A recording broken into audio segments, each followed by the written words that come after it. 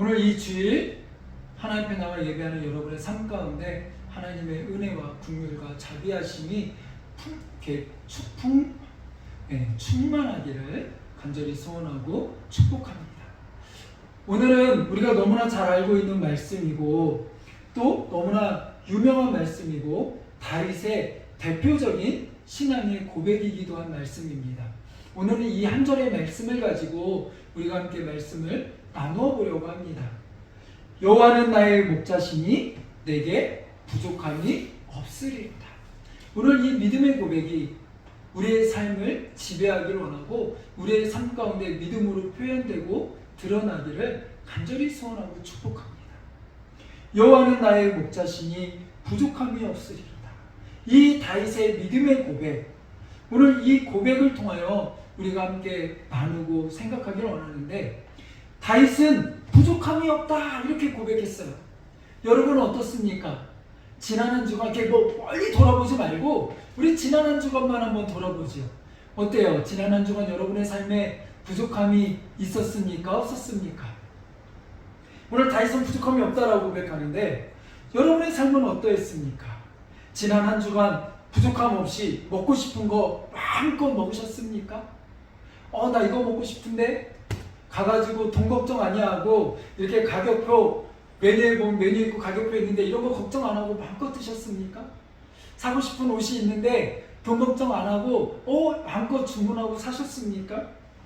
어떻습니까? 가고 싶은 곳 있으면 마음껏 가고 입고 싶은 거 마음껏 입고 보니까 차가 조금 이상하네 이러는데 또 아는 지인은 이번에 또 차를 뭘 샀다는데 나도 차 하나 살까? 하고 마음껏 차도 사고 아는 지인은 이번에 집을 또 넓은 평수로 이렇게 해서 이사 갔다는데 집도 한번 사볼까?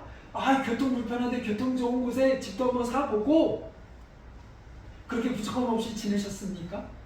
또 이번에 보니까 추석이 명절이 되게 길어요. 그래서 이번 명절 때 누구는 자기 일본으로 여행 간다고 자기 어디로 여행 간다고 막 자랑하는데 나도 여행 한번 갈까? 하고 마음껏 부족함 없이 가고 싶은데 돈 걱정 안 하고 환경 걱정 안 하고 내 스케줄 걱정 안 하고 직장 걱정 안 하고 마음껏 결제하고 이렇게 여행도 가고 그런 부족함 없는 그런 삶을 어떻게 한 주간 지내셨나요?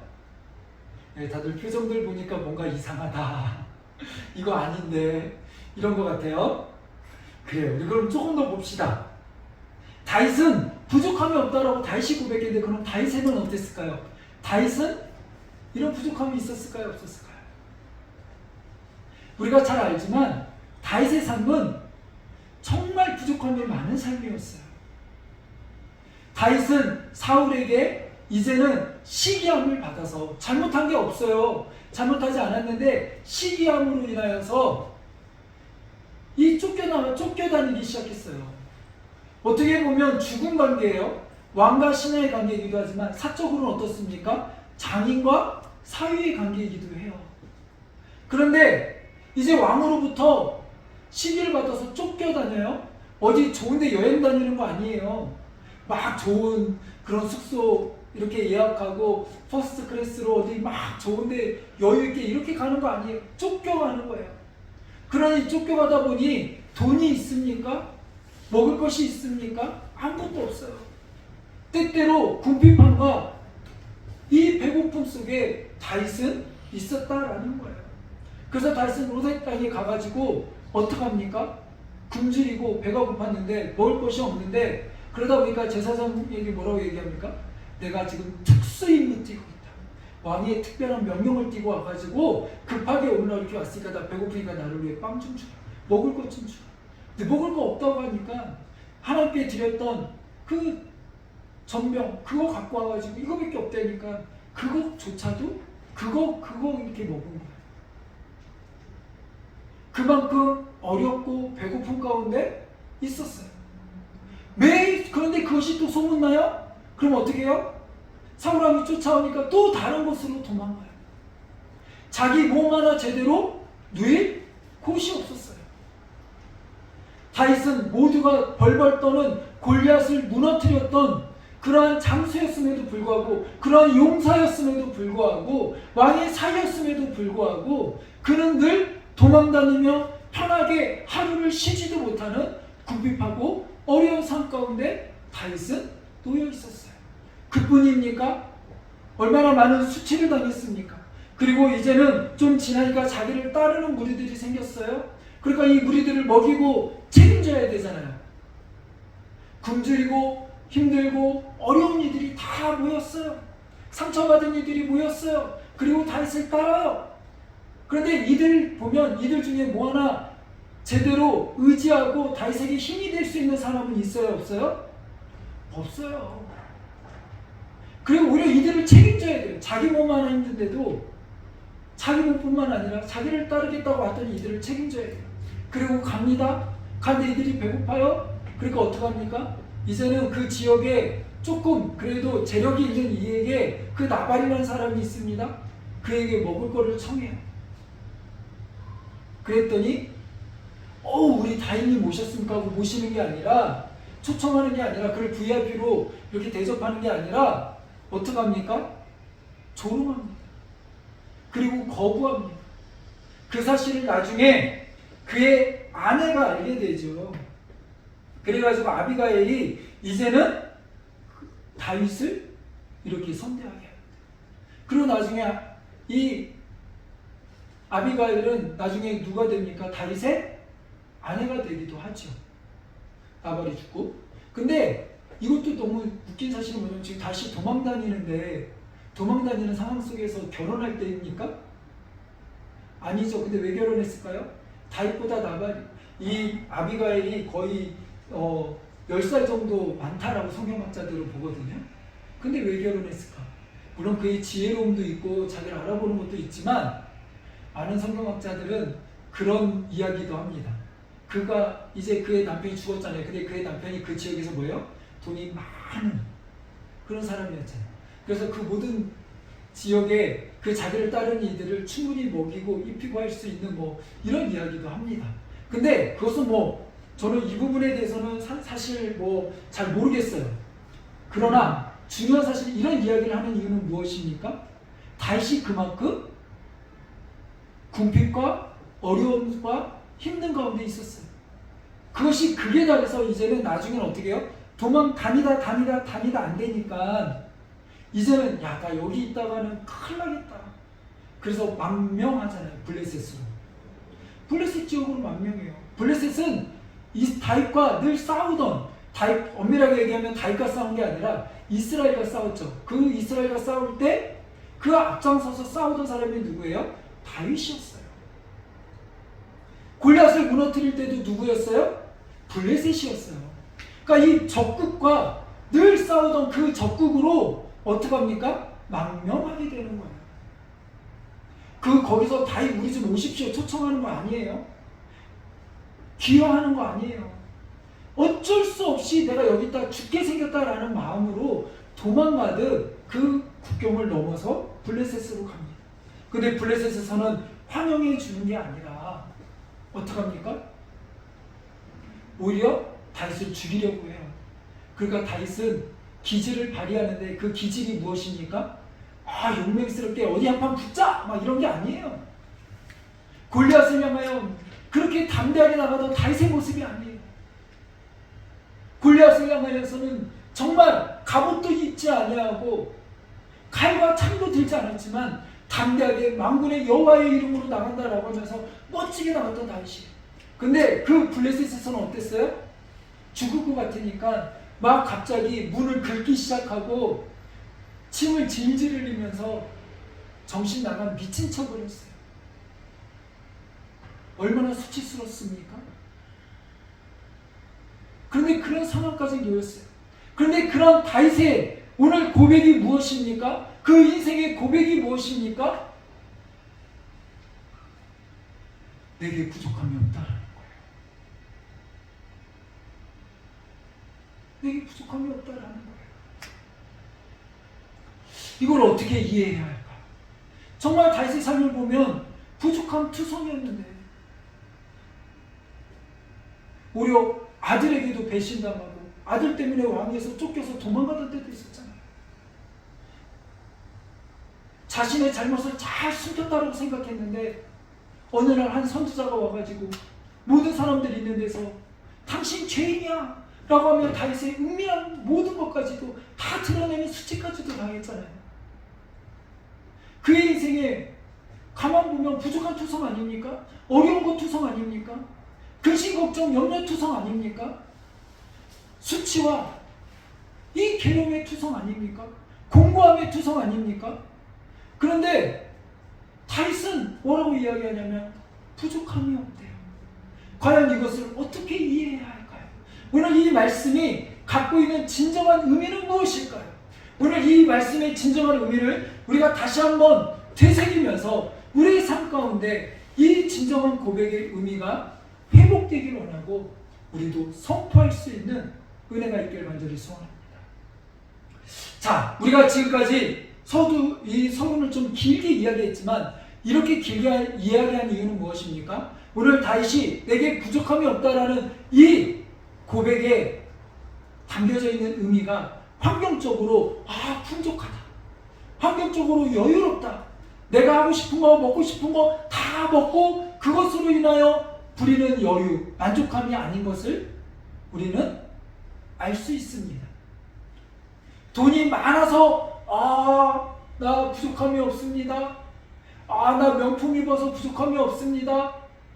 나 아주 좋은 데 가가지고 대접받으며 밥을 먹어서 나 이런 사람이야 라고 하면서 나 부족함이 없습니다. 다윗이 그렇게 고백한 것이 아니라는 거죠. 그럼 다윗은 도대체 어떤 의미에서 왜 이렇게 역설적인 표현, 어떻게 보면 역설 아닙니까? 환경은 이런데 이렇게 고통스럽고 힘든데 이러한 상황 속에서 이런 역설과 같은 고백을 하게 됐을까? 그리고 이 고백이 우리가 해야 되는 믿음의 고백이잖아요. 그죠? 그렇지 않습니까? 이 고백은 우리 입에서 터져나와야 되는 고백이에요. 그렇다면 우리들의 삶과 형편도 보면 뭐 조금 더 여유로운 사람이 있을 수 있지만 정도의 차이는 있지만 그들에게도 남에게 말할 수 없는 아픔과 고통과 어려움들은 다 있잖아요. 그러한 상황 속에서 우리는 역설의 은혜를 선포해야 되는 거죠. 내게 부족함이 없으리. 그럼 도대체 왜 우리는 이런 고백을 할 수 있는가? 다윗은 왜 이런 고백을 했는가? 우리 한번 좀 살펴봤으면 좋겠어요. 그 의미는 자족이에요. 자족. 성경에서 말하는 의미 속에 그 키는 무엇이냐면 자족이에요. 오늘 다윗이 이렇게 부족함이 없다라고 이야기할 수 있는 이유는 뭐냐면 자족이에요. 자족. 우리가 잘 아는 바울의 고백이 있습니다. 바울의 이 구약에서는 다윗의 고백이 있다면 신약에서는 바울의 고백이 있어요.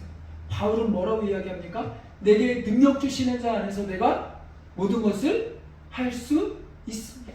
하나님 내게 능력 주시기 때문에 내가 모든 것을 할 수 있습니다. 근데 이 말씀을 우리는 때로는 잘못 이해해가지고 갑자기 하나님이 능력 주셔서 슈퍼맨이 되는 것으로 이해를 할 때가 종종 있습니다.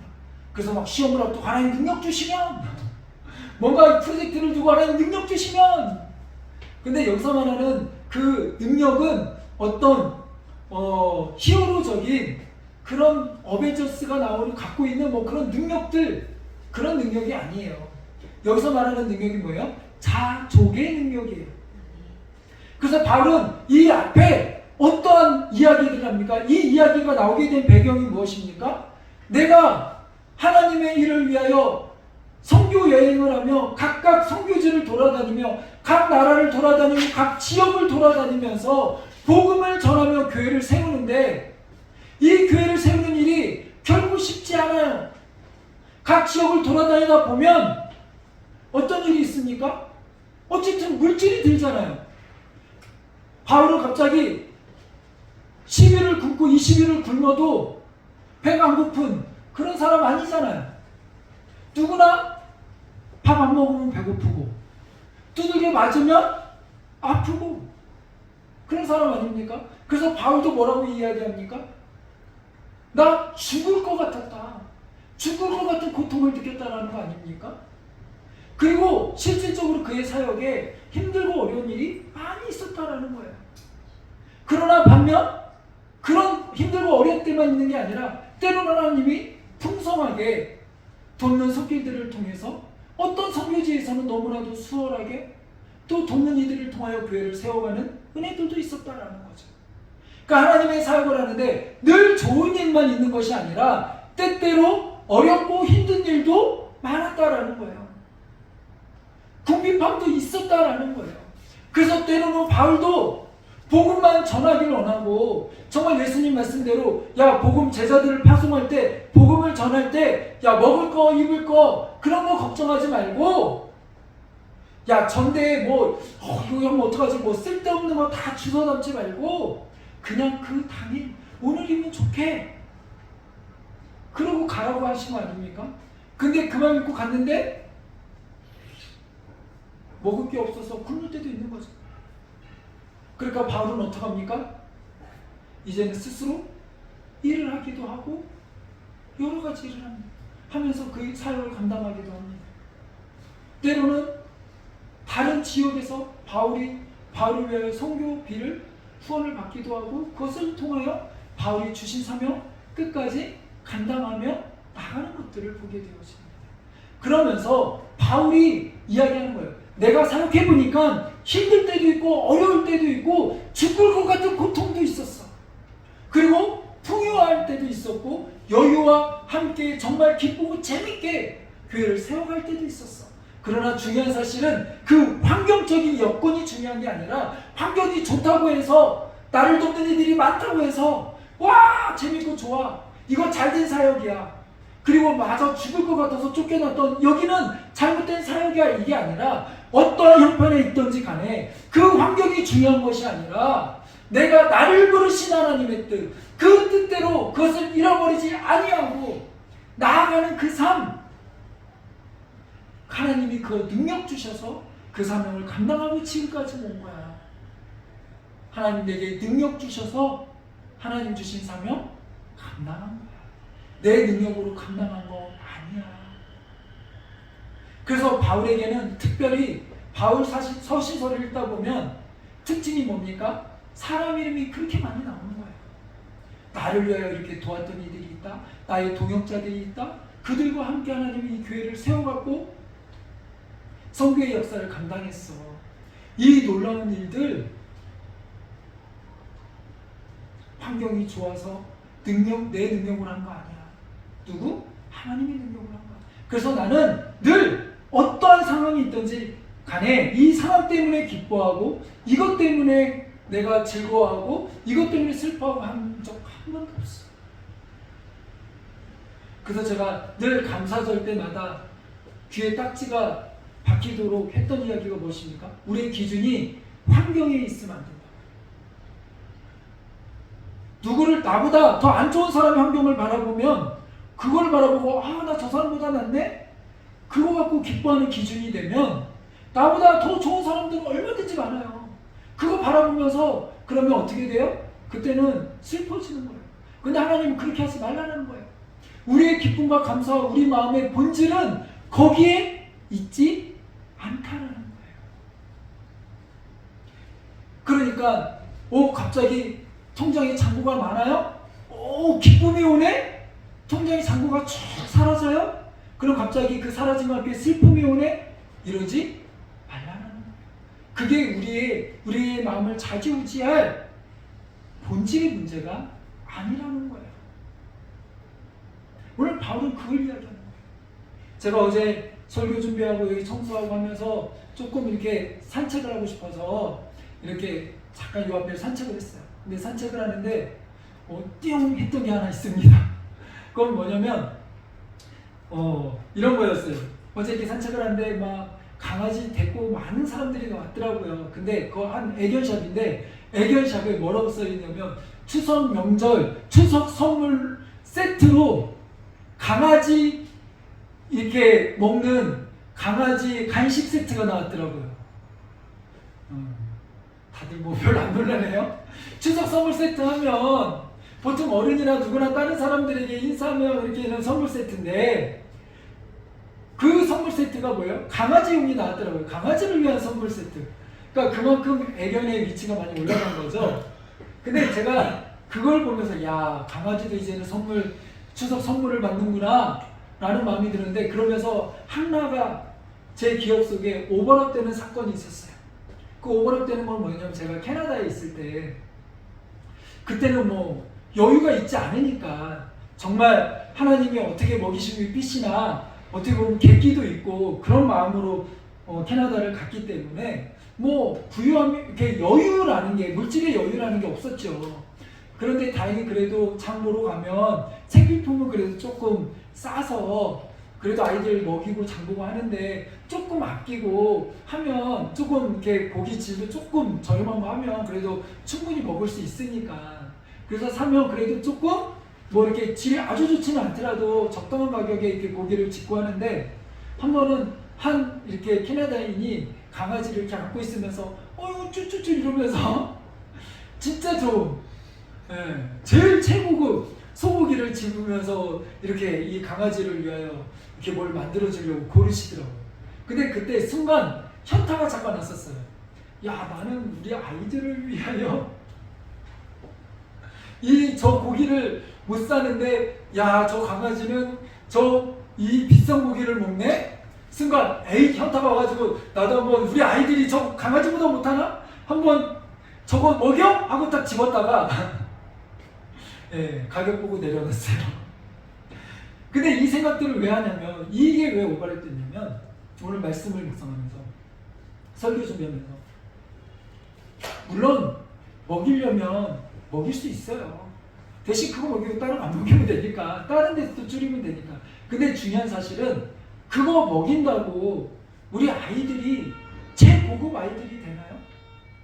툭불 소고기 먹으면 툭불 소고기만큼 최고급 아이가 되나요?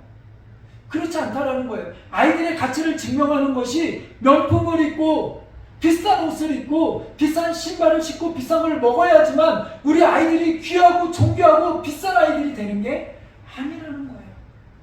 우리의 삶에 풍요롭고 정말 부족함 없이 많은 돈을 가지고 있어야지만, 나 성공했고 잘 살았네? 그것이 내 삶을 증명하는 것이 아니라는 거예요. 우리의 삶을 증명하고 우리의 인생의 가치를 증명하고 내 영혼의 삶의 가치를 증명하는 건 무엇입니까? 바로 주께 있습니다. 하나님 안에 있다라는 거예요. 예수 그리스도의 그 십자가의 은혜로 우리가 구원함 받았고 우리의 영혼은 새 생명을 입었다라는 사실이에요.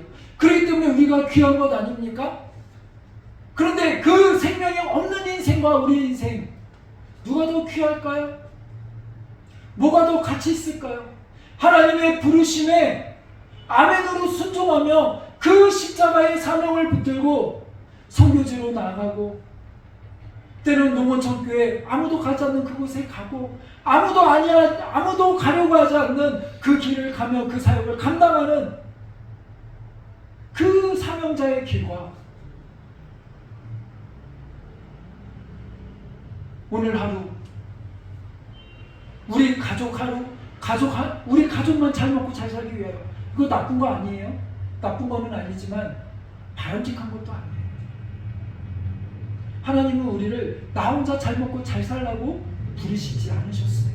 세상이 소금으로 부르셨고 빛이 되기라고 부르셨고, 우리를 통하여 세상과 화목하기를 원하셨고 세상을 구원하기를 원하셨고, 우리의 삶 자체가 하나님의 편지가 되기를 원하셨어요.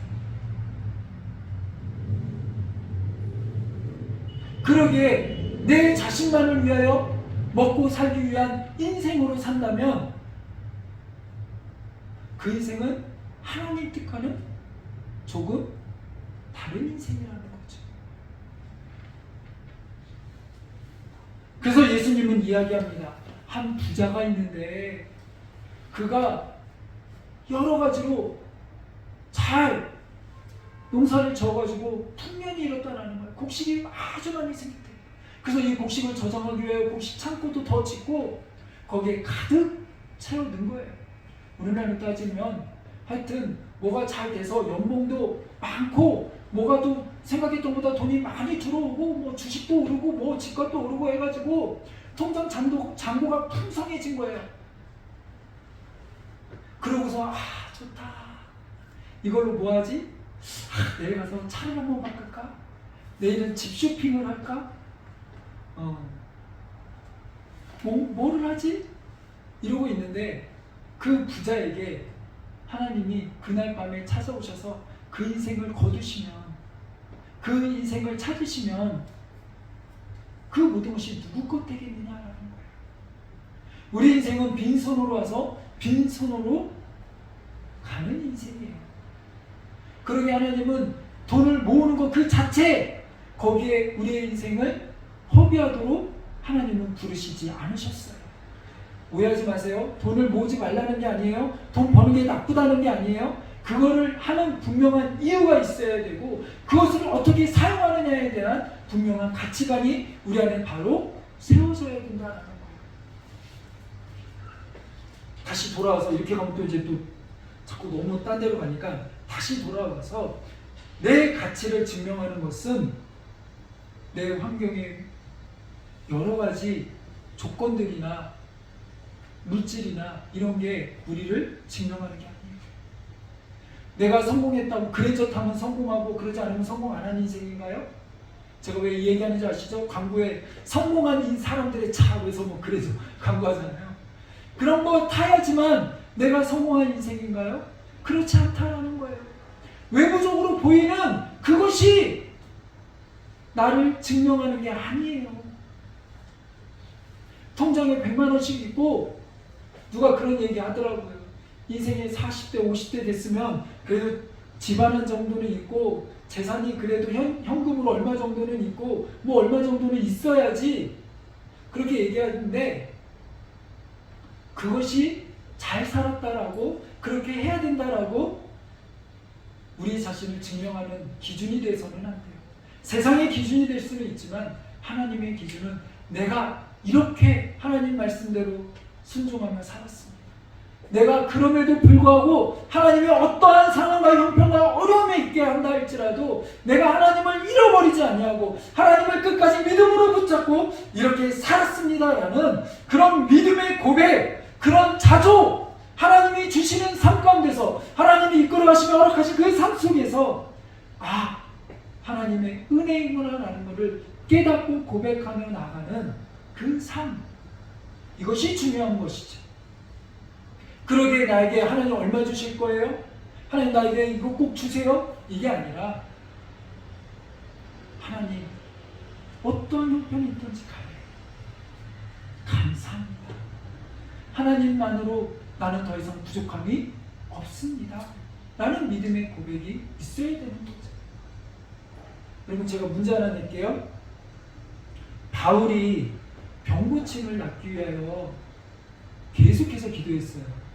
무려 몇 번 기도했대요?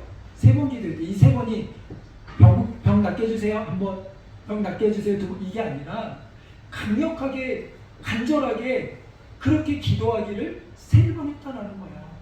그래 얼마나 기도를 했겠어요. 그래서 그도 그럴 것이, 바울이 이렇게 죽은 자도 살리고 앞치마로 휙 이러면 막 다 병 고침도 받고 이런데 정작 자신의 병만 못 고치니까 자신의 병을 위하여 3번 병 고치기를 위하여 기도했어요. 근데 자, 바울의 병 고침 받았어요? 못 받았어요? 잘 몰라요? 바울하고 안 치네요? 그때 없어서? 바울의 병 고침 받았어요? 안 고침 받았어요? 기도응답 받았어요? 안 받았어요? 자, 우리가 여기서 중요한 거예요. 이게 여기서 이제 중요한 포인트가 있어요. 뭐냐면 바울은 육체적으로 보일 때 보이는 육체적으로 보이는 질병은 못 고침 받았어요. 그죠? 그대로 그걸 평생 안고 살았어요. 근데 바울이 이것으로 인하여 더 이상 사역에 거리낌이 됐을까요?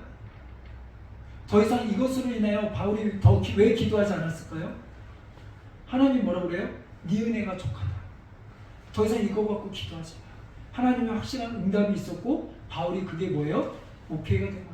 그전에는 사역하는데 이게 자꾸 걸림돌이 된 거예요. 자꾸 불편한 거예요. 그러니까 기도했죠. 하나님, 내가 기도하는데 저도 병을 다 났는데 왜 내 병은 안 났습니까? 너나 잘해. 뭐 여러 가지 조롱의 소리 많이 들었겠죠. 왜요? 사람들 어떻게 하면 바울을 끌어내릴까, 바울을 흠집낼까, 얼마나 많은 이야기들을 했겠습니까? 네 병도 못 고치면서 뭔 병을 고치겠다고 그런 소리 안 들었겠어요? 때로는 정말 이 병 자체가 바울에게 얼마나 힘들었겠어요. 뭐 간질이든 안질, 많은 사람 성경학자들이 간질이나 이게 눈 안질, 이게 눈병 이거를 얘기하거든요. 눈병이든 간질이든 뭐가 됐든 사역하는데 얼마나 힘들겠어요. 갑자기 간질이라고 생각해 봅시다. 사역하고 뭐하고 막 설교하고 막 이러는데 병 고치는 막 이렇게 막 하고 있는데 막 간질이 발작이 됐다고 생각해 보세요. 얼마나 불편하겠어요. 바로 주의를 위하여 딴 게 아니라 하나님 주의 일을 하는데 이 정도 해결해 주셔야 되지 않겠습니까? 주의 일을 하는데 이게 뭡니까? 놓고 기도한 거예요. 근데 하나님 뭐라고 얘기하세요? 야, 이거는 네가 품고 가야 될 거야. 이것 때문에 슬퍼하지. 네 은혜가 족하다. 자족해라. 만족해라. 바울은 더 이상 그 다음에 그것 때문에 기도했다라는 기록이 없어요. 그 얘기는 뭡니까? 바울은 응답 받은 거예요. 해결 받은 거예요. 더 이상 이게 내게 문제되지 않음을 깨닫게 된 거예요. 여러분, 다윗은 왜 이렇게 부족함이 없다라고 이야기합니까? 먹을 게 많아가지고 넘쳐나서 이 이야기를 하는 게 아니에요. 먹을 것이 더 이상 자신의 인생 가운데 하나님을 섬기는데 문제되지 않기 때문에 그래요. 내가 비싼 실크 옷, 명품 옷을 입지 않아도 그것이 하나님을 섬기고 고백하는데 하나님께 나아가는데 더 이상 이것이 뭐예요? 문제되지 않기 때문에 그래요. 바울은 힘들고 어려운 상황이 있었지만 그때마다 자기를 돕고 일으키고 자기와 함께 하시고 자기를 보호하시는 그 전능하신 하나님, 능력의 하나님을 경험했기 때문에 그래요. 그러면 그것으로 족한 거예요. 다윗의 마음속에는 비록 쫓겨다녔지만 그때마다 정말 기가 막힌 운동이 속에서 이제는 끝났구나, 죽었구나, 이제는 어떻게 할 수 없구나, 그런 상황 속에서 정말 기가 막히게 건지시는 하나님, 이제 이 상황은 어떻게 할 수가 없구나, 내 힘으로는 도저히 해결할 수 없구나. 근데 그 상황에서 하나님은 또다시 길을 내시고 전능하신 강한 팔로 더 좋은 길로 우리를 이끌어 가시는 그 하나님을 경험하고 맛보아하는 거예요. 그러니까 이제는 하나님이면 됩니다. 나의 만족함은 이런 환경에 있지 않습니다. 돈이 있어야지. 아니요. 그 돈도 하나님 겁니다. 뭐가 있어야지, 백이 있어야지, 뭐가 있어야지. 아니요. 하나님이면 됩니다. 하나님이 나와 함께 하시잖아요. 다윗은 그것을 깨닫게 된 거예요. 그러니까 오늘 다윗의 고백이 무엇입니까? 여호와는 나의 목자시니 내게 부족함이 없으리로가. 돈이 많으니까 내게 부족함이 없으리로가 아니에요. 내 안에 나를 따르는 이들이 많으니까 내게 부족함이 없으리로다가 아니에요.